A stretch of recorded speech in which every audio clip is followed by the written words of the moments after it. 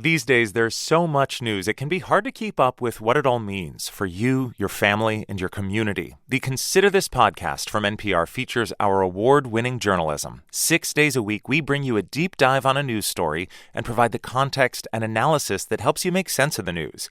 We get behind the headlines. We get to the truth. Listen to the Consider This podcast from NPR. This is WCBU's Out and About. I'm Dr. May Gilliland of Arts Partners of Central Illinois, and today we are talking with Lynette Steger, first vice president of the Peoria Women's Club, to explore the club's rich history and enduring connection to the arts. Lynette, welcome to Out and About. Thank you. Thanks for having us. The Peoria Women's Club has played a significant role in Peoria's civic and cultural history since 1886. Can you tell us about its founding and the original mission of the club? Absolutely. So the exciting thing about the Women's Club movement is that it starts after the Civil War all across the United States. And Illinois has a unique history to all of that because here in Peoria, we actually created the first clubhouse. You have an opportunity where women who have served as the raisers of farms and they've been taking care of businesses during the Civil War are looking for additional opportunities. And so they create these places where they can get a secondary education. A part of that is certainly art and culture. And we have a theater. We actually have the oldest theater in Peoria. It's a 432-seat theater on the second floor. And that was because they wanted women to have a voice. And so for even the time before we had the building in 1893, we had started out as a ladies' fine arts society. That organization was responsible for not only art in terms of visual arts, but also music as well. So as you said, you have a deep connection to the arts. How has the club continued to support and engage with the arts over the years?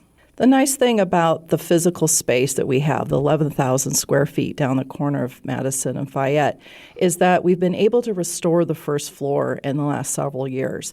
We just recently restarted up again an art exhibit. This year we called it Electricity, Illuminating Perspectives.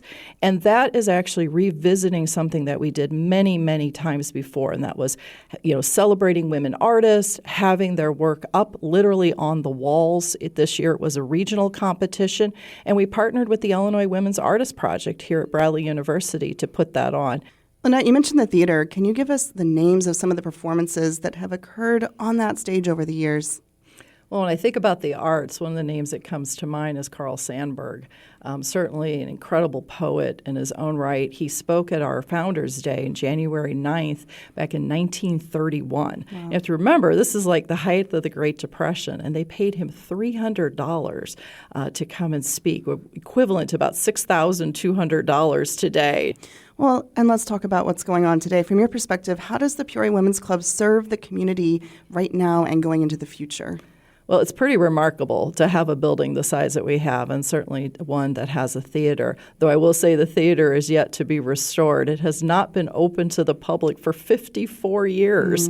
And one of the last things that we want to accomplish, what we're trying to do at this point is, fill in the gaps, right? Not duplicate the services of others, but be a leader in collaboration so that we help other nonprofits and other commercial entities be successful in Peoria. It's something we've always done, but it's what it looks like today. An example of that would be our relationship with Woodruff's Culinary Arts Program. It's our largest fundraiser of the year. We help support the students in their travel expenses when they go to Skills USA and other culinary competitions.